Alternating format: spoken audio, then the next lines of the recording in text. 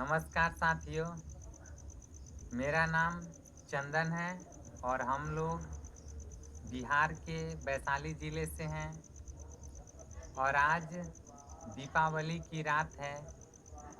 हम लोग दिन भर काफ़ी साफ सफाई किए हैं और रात में काफ़ी पटाखे भी फोड़े हैं और माता लक्ष्मी जी का पूजन भी हुआ था। घर में काफ़ी सारा नए नए पकवान भी पके थे, हम लोग खाए भी हैं और अभी लगभग 11 बज रहा है रात। और हम लोग ये हमारे गांव के टोले के ही मित्र हैं, इनके साथ दीपावली को कैसे बेहतर तरीके से मनाया जाए इसके बारे में अभी हम लोग अपने मित्रों के साथ चर्चा करेंगे। तो आज जो चर्चा करेंगे वो न केवल हमारे जीवन में बदलाव लाएगी, बल्कि जो हम लोगों को ये वीडियो देखेंगे उनके जीवन में भी एक प्रेरणा बनेगी कि दीपावली को सच में और बेहतर तरीके से मनाया जा सकता है। तो पहला सवाल ये है कि अभी तक हम दीपावली कैसे मना रहे हैं। तो ये पहले हम अपने मित्रों से आपको परिचय कराते हैं। इनका नाम है मिस्टर राजा कुमार, ये हमारे टोला के ही हैं। और ये हैं मिस्टर, क्या नाम है आपका? अर्पित जी, जो कि बगल के ही हैं, हमारे घर के बगल के। और इनका नाम है ऋतिक कुमार, जो कि बगल के ही हैं और ये हमारे मित्र भी हैं खास, जो हमारे साथ रहते हैं और इनको अच्छी अच्छी बातें अच्छी लगती है जो ज्ञानवर्धक चेतना को ऊंचाई तक ले जाने वाली होती है। तो यही हमारे मित्र हैं, इनसे चर्चा करते हैं। चलिए, तो जैसे होता ये है ना कि अभी हम लोग दीपावली कैसे मनाते आ रहे हैं, ठीक है? कैसे मनाते हैं? दीपावली से एक महीना पहले मन में कल्पना दौड़ने लगता है कि भाई एक महीना बाद दीपावली है, कि दीपावली आएगा तो खूब फटाखा छोड़ेंगे, खूब लड्डू मिठाई आएगा, घर में अच्छा अच्छा पकवान बनेगा, खूब लाइट जलाएंगे, दिया जलाएंगे। मन में छवि घूमने लगता है ना। फिर कहते हैं कि दीपावली का 15 दिन बचा, 14 दिन बचा, 10 दिन बचा, 5 दिन बचा। और जब जैसे जैसे समय नज़दीक आता जाता है हम लोग दीपावली की तैयारी शुरू कर देते हैं ना। और दीपावली की तैयारी क्या करते हैं? तो तैयारी में यही करते हैं कि घर में जो गंदगी रहता है, जो साल भर में जम जाता है, उस गंदगी को घर से साफ सफाई करते हैं। नए नए वस्त्र कीन के लाते हैं दीपावली के दिन। माता लक्ष्मी का मूर्ति लाते हैं, फोटो लाते हैं, ठीक है?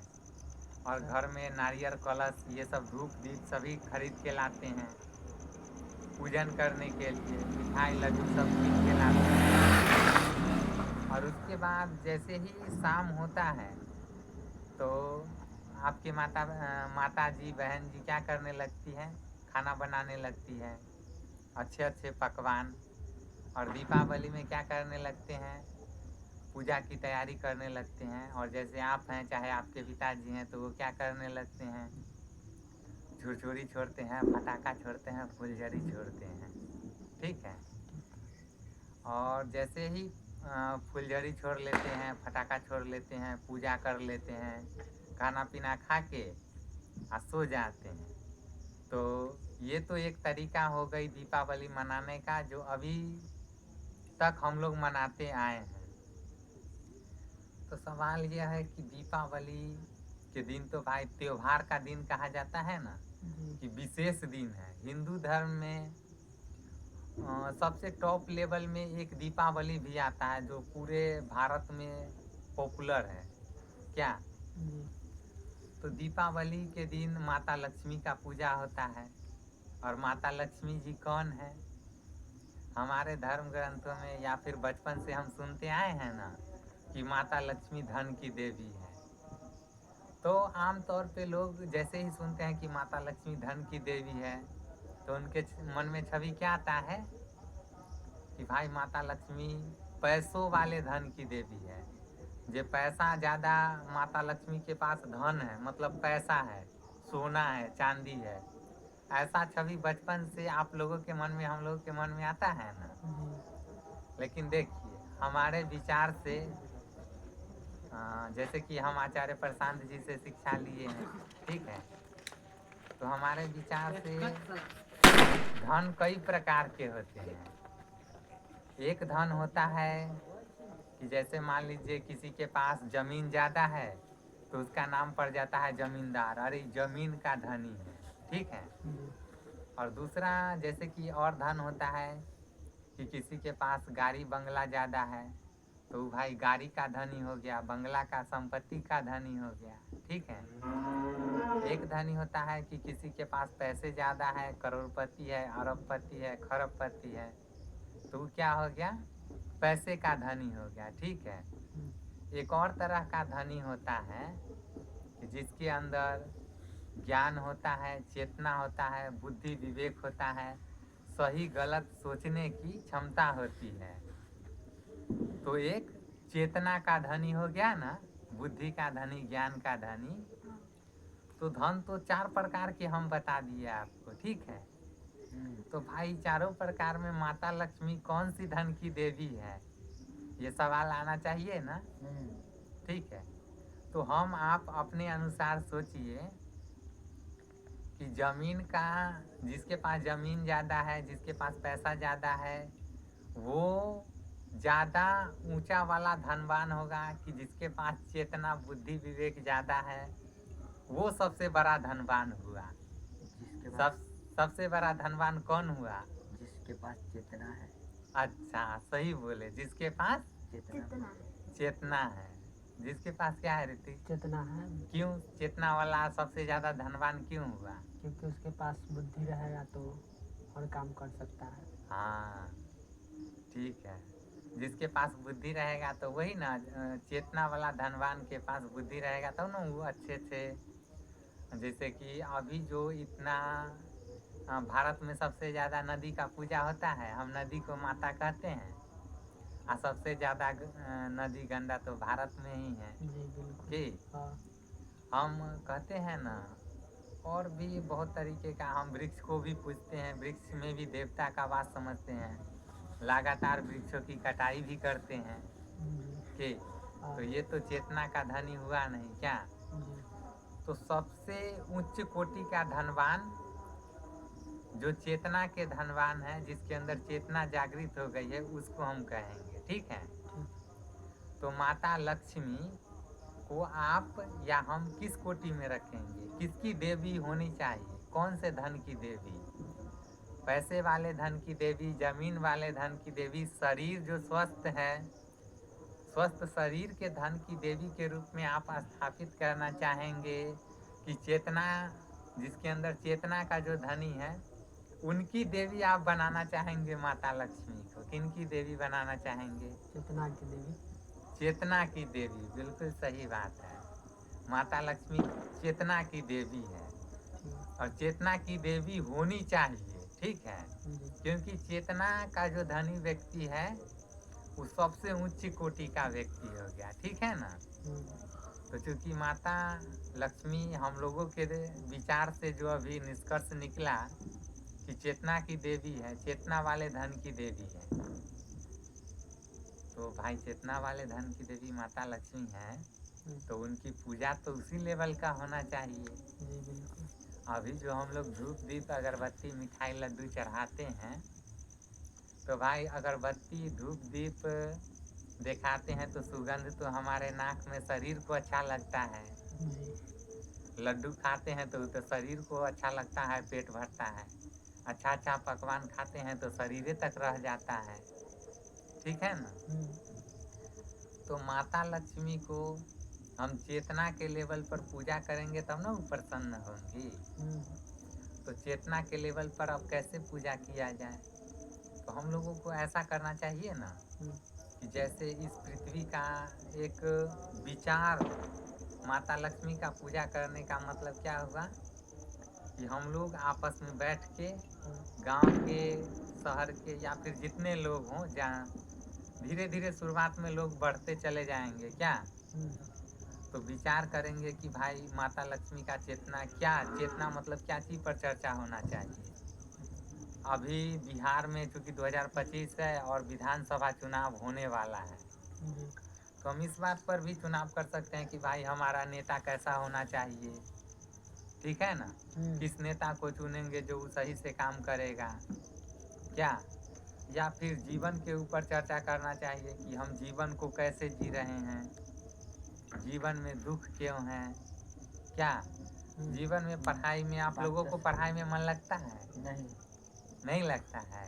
अरे भाई बताइए ना, नहीं लगता है। तो पढ़ाई में मन क्यों नहीं लगता है, ठीक है ना। हाँ, तो इस सब विषय पर चर्चा, जीवन को कैसे जिया जाए, ठीक है ना। तो इस सब विषय पर अगर चर्चा करेंगे तो इससे क्या होगा, हमारे चेतना का विकास होगा ना। और माता लक्ष्मी क्या है, चेतना की देवी है, चेतना वाले धन की देवी माता लक्ष्मी है, ठीक है। और हम तो चेतना का चर्चा कर रहे हैं, तो चेतना का चर्चा करना ही माता लक्ष्मी की क्या हुई, सबसे उच्च कोटि का पूजा हुआ ना भाई कि।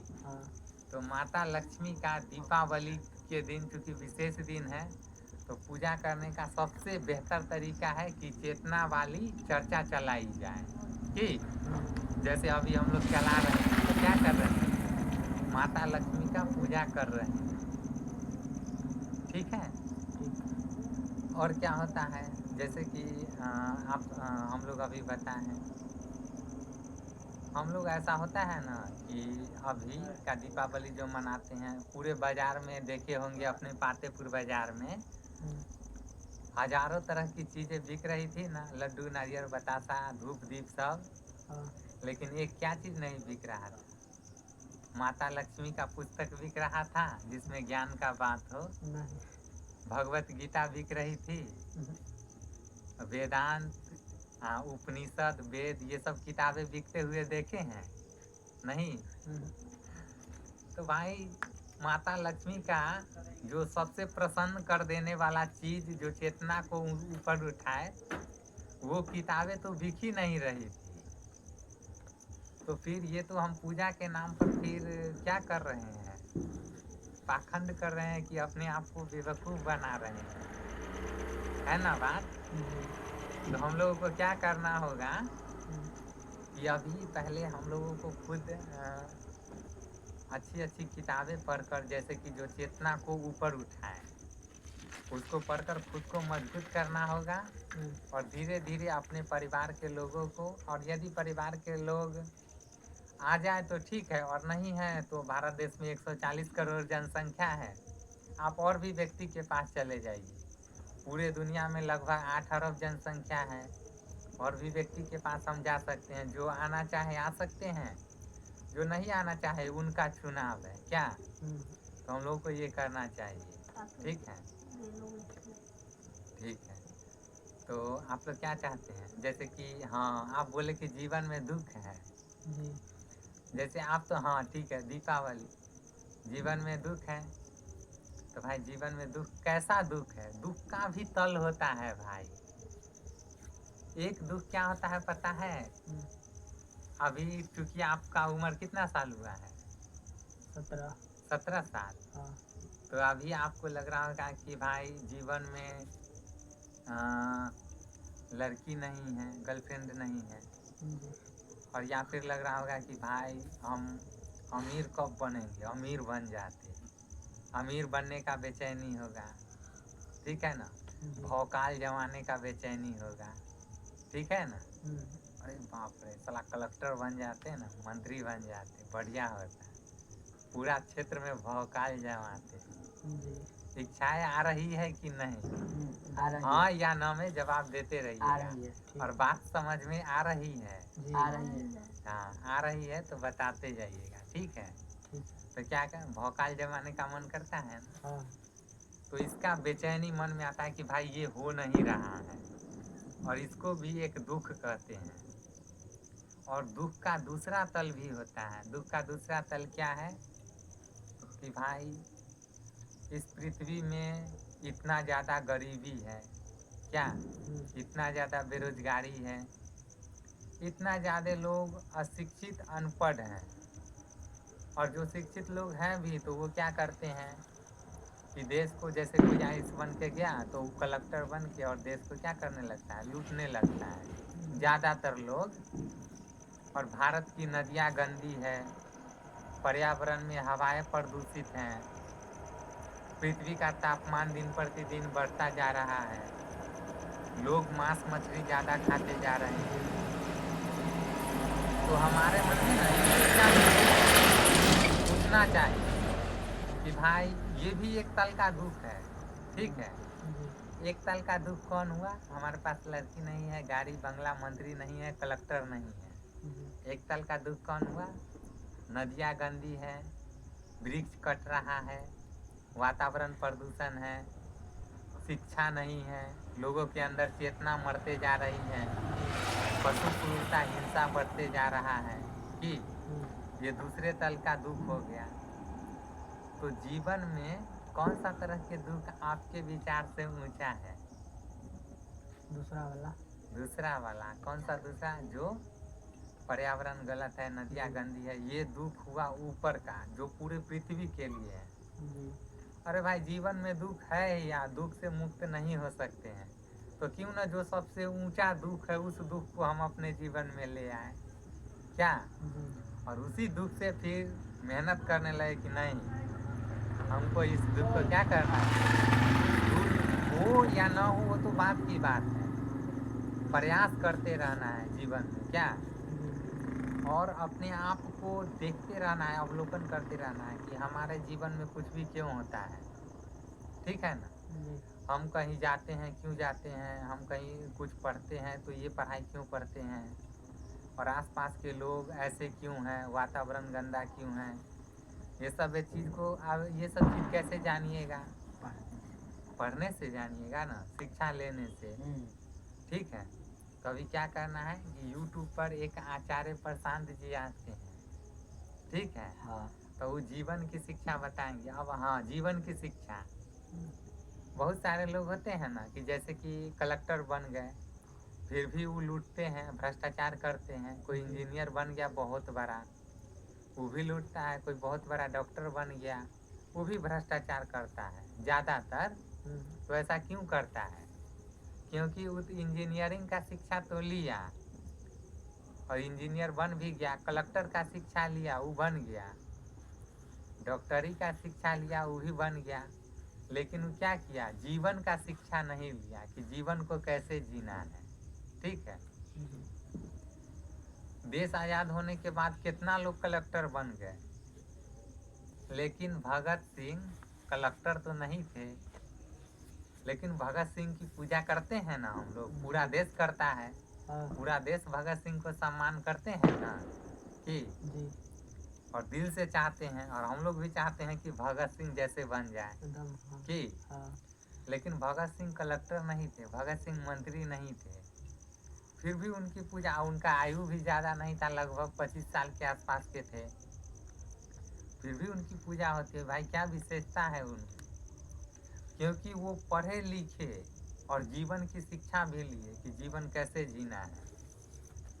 और वो एकदम पूरे उस समय चूँकि देश गुलाम था तो वो पूरा सच के लिए लड़े थे कि भाई जीवन में चाहे कुछ भी हो जाए, हमको सत्य ही हमारे माता है, सत्य ही हमारे पिता है, सत्य के लिए हम जी रहे हैं। और जब आप जीवन में सही काम कीजिएगा ना तो एक भीतर से मजबूती आएगा, गर्व भी आएगा कि हम क्या काम किए हैं, जीवन को सही काम किया। हम सफल हो ना हो वो तो बात की बात है, सच के प्रति प्रयास ही हमारी सफलता है। सफलता ये नहीं है कि जैसे परीक्षा देते हैं रिजल्ट आता है तो सफलता, ये वैसा सफलता नहीं होता है। सफलता का मतलब हुआ हम सच के लिए एक कदम आगे बढ़ाए ना तो एक कदम हम सफल हो गए, 2 कदम बढ़ाए 2 कदम सफल हो गए, ठीक है।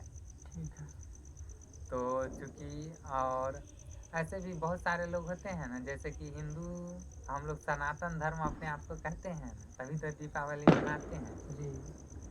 सनातन धर्म में आजकल क्या होने लगा है ना कि बहुत सारी अशुद्धियाँ आ गई है और आने लगी है। ठीक है। सनातन धर्म का संबंध फटाका का कब से फटाका आया? लगभग 20 साल, 30 साल, 50 साल, 100 साल पहले आया होगा। जी। लेकिन लक्ष्मी पूजा तो 5000 साल पहले से मनाया जा रहा है लगभग। ठीक है ना? तो भाई फटाका का संबंध दिवाली से कैसे हो गया कि जी। और कौन से दीप की बात हो रही है? दीपावली में दीप जलाना चाहिए, लेकिन कौन सा दीप जलाना चाहिए? एक दीप होता है कि हम दिया को जला दिए तेल भर के, ठीक है। और एक दूसरे तरीके का दीप होता है कि अपने चेतना का दीपक को जला दिए, अपने अंदर बुद्धि का विकास हुआ। अच्छा एक बात बताएं, इंसान किसका नाम? शरीर का नाम इंसान नहीं है, चेतना का नाम इंसान है। जो भीतर बुद्धि है ना उसका नाम। अब देखिए, यहाँ से कोई अगर पागल आदमी गुजरेगा तो उसको क्या कहिएगा कि इंसान है? कहेगा इस साला पगल बा, इसका जीना क्या मरना क्या, इस पृथ्वी के लिए बोझ है, ये तो जानवर है एक तरह से। जी। लेकिन जो बुद्धि विवेक चेतना वाला आदमी रहेगा, जैसे स्वामी विवेकानंद है, बुद्ध महावीर हो गए, भगत सिंह हो गए, तो ये हुए असली आदमी।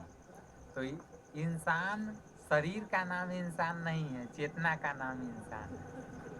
और दीपावली में जो दीप जलाने की बात हो रही है, वो घी वाले दीपक जलाने की बात नहीं हो रही है।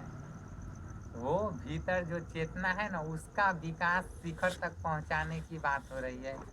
भीतर का दीपक, बाहर एक उदाहरण था कि भाई दीप जलाना है, ठीक है। लेकिन क्या करना है, बाहर तो हम उदाहरण देके चल गए और हम लोग क्या किए, उदाहरण को ही सच मान लिए, उदाहरण को ही पकड़ लिए और उससे जो समझाना चाहते थे हमारे ऋषि मुनि, उसको हम नहीं समझ पाए। इसी कारण हमारे जीवन में दुख है।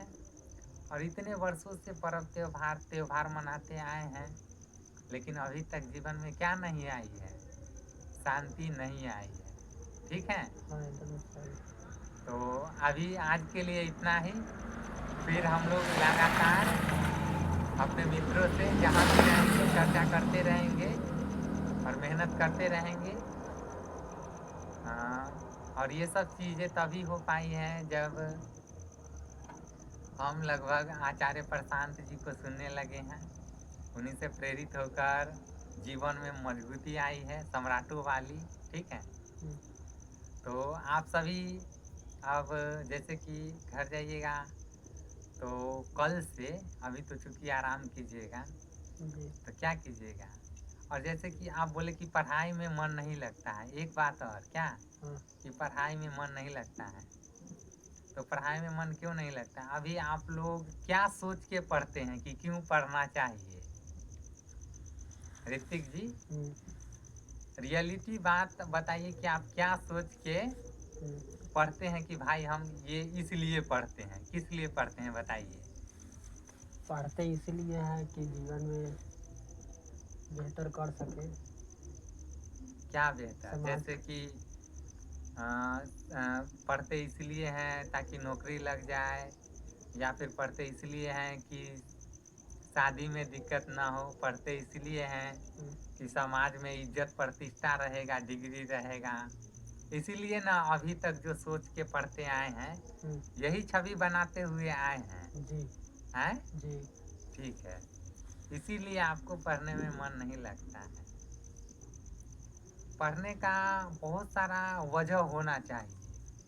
आपकी वजह ही निर्धारित करेगी कि आपको पढ़ाई में मन लगेगा कि नहीं लगेगा और कितना लगेगा। आप किस वजह से पढ़ रहे हैं। ठीक है। तो वजह भी ऊंचा होना चाहिए, तभी पढ़ाई में मन लगेगा।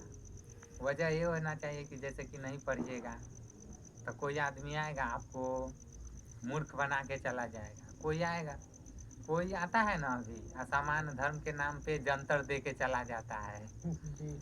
धर्म के नाम पे अगरबत्ती बतासा गेरुआ वस्त्र बांध के टिक्का करके चला जाता है ठग के, क्योंकि आप तो वेदांत गीता पढ़े ही नहीं, उपनिषद पढ़े ही नहीं है। जी।